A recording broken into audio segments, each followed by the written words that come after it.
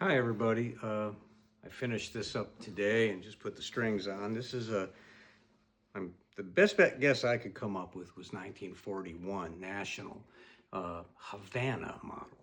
The Havana model was only made for a short time, and according to George Gruhn's book, the last one was made in 1941.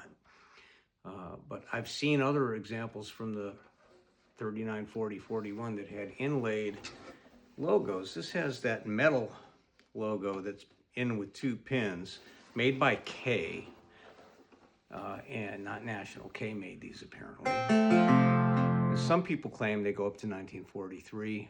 There's really no way of knowing, but it is certainly among the last model made of that early 40s. But if I'm going by the Gruhn book, it would be a 41. There are no serial numbers.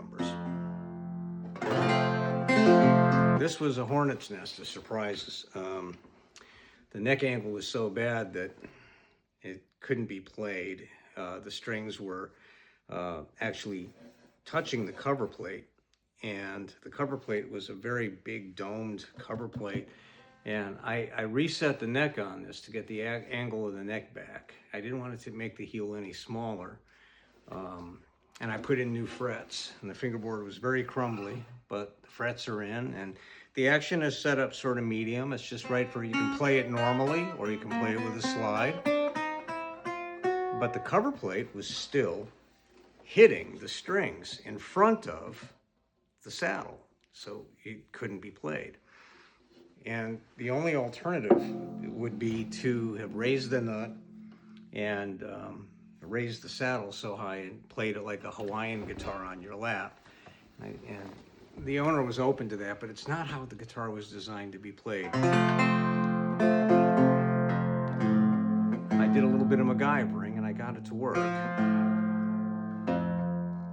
And I spoke to my friend Jason, who's the owner of National Guitars. And he's had a lot of similar things with some of these older guitars. They weren't really put together well in the factory, and they weren't thinking about longevity.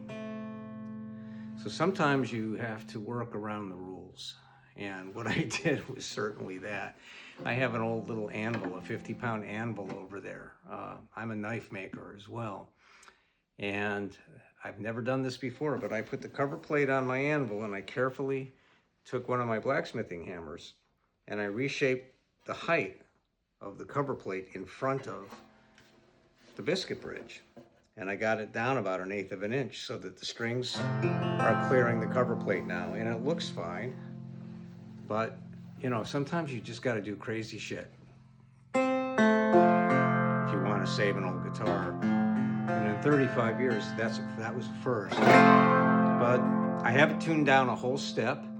These take an 8-inch cone that nobody makes anymore, so I want the cone to be safe, less tension.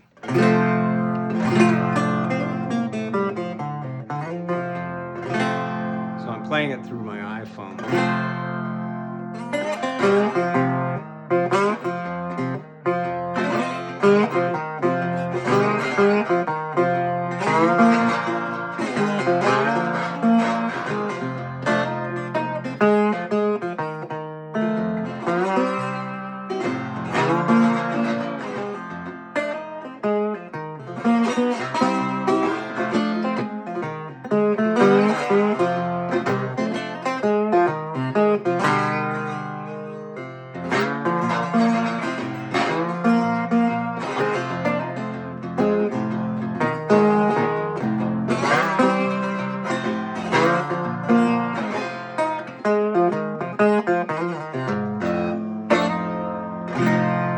Nice little guitar. I'm really happy. I was kind of worried that I wasn't going to be able to save this thing.